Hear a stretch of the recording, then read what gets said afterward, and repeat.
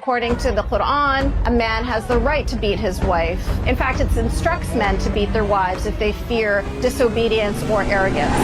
What is radical Islam, and how is it different from Islam?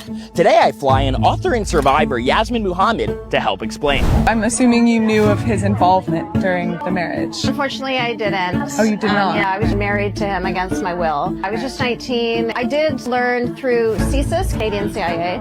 They're the ones that told me of his involvement with Al-Qaeda and his relationship with bin Laden and everything. And by then, I already had a daughter with him. Oh my goodness. I'm so sorry you went through that. What was the feeling when you found out? I wasn't too surprised. He was a pretty evil person. They showed me a picture of him behind bars in Egypt and they said, "You're free," and that was the last I ever heard from them. At 19, you had experienced that. Like, I'm so sorry to you. Did your family know about his involvement? Yeah.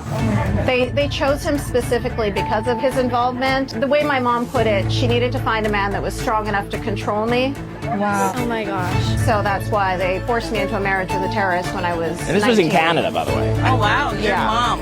Oh, sorry. While y'all were together, were there like clear signs that he was an evil man? He was so quintessentially abusive in every possible way. Were you or your husband, I guess, like enforcing Sharia law even within Canada? Sharia means Islamic law. You can have it within your home, within your community, and also within the country. Okay. So yeah, my home was a Sharia bubble, but I'm in Canada. Your husband would beat you, justifying it under Sharia law, right? Yeah. I read that in your book. Yeah. That's correct, because according to the Quran, chapter 4, verse 34, a man has the right to beat his wife. In fact, it instructs men to beat their wives if they fear disobedience or arrogance. And this was in Canada. This was in Canada, yeah. How did he get out? It was not easy. It took a very long time. I was in the hospital I had a miscarriage. I told him it was going to take me a week to get better and that I needed to go to my mom's house. And I knew it would be easier to get away from my mom's house than it would be to get away from him. When she went to work, I went to a lawyer and I said, I need full custody of my daughter, I need a divorce, and I need a restraining order ASAP. And that's in a secular country. That's in a free country. That's in Canada. So you can just imagine women like me in the similar situation in Afghanistan and Sudan and Somalia and Saudi Arabia, Pakistan. It's way, way, way, way harder. I'm sorry you went through that. I can't even imagine it. How much of the Islamic world is this happening? Well, this is very common. Egypt, Morocco, in the States, all over the place. Yeah, France, Sweden, Germany, Canada, UK.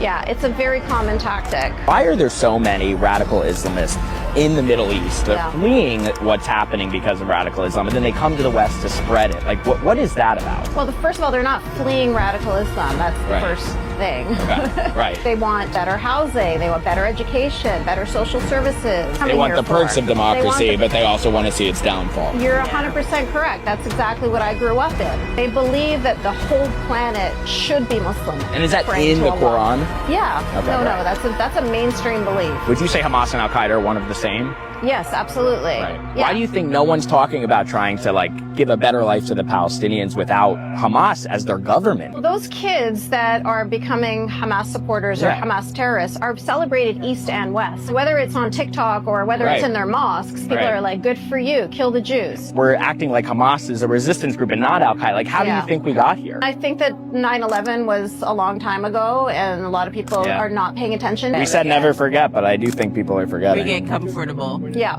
How do you feel about the Palestine-Israel conflict? I know it's very controversial. I know on the Palestine side, the government is kind of similar. What's your view on this? My father is from Gaza, so I very much was born and raised into this. The goal here is to eradicate Israel, to eradicate all Jews. And in fact, there's a hadith, which is an Islamic doctrine, that talks about how when there is a war between the Muslims and the Jews will be hiding behind the trees and behind the rocks.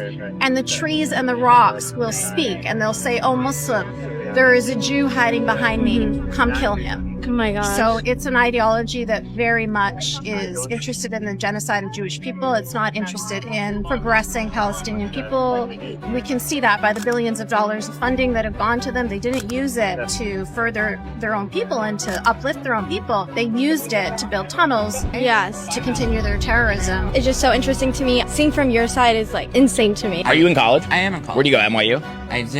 Have you had professors that demonize Israel? they will typically lean towards Palestine Yeah. rather than anything. So yeah. Right.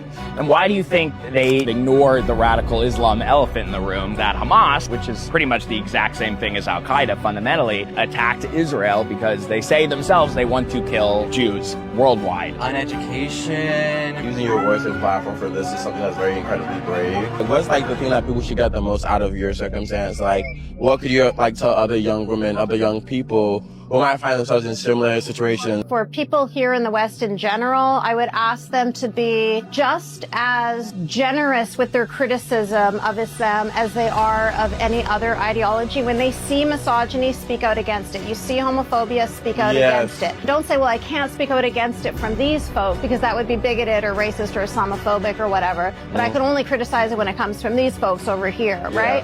Well, thank you so much for speaking with us. Appreciate it. It's great meeting you.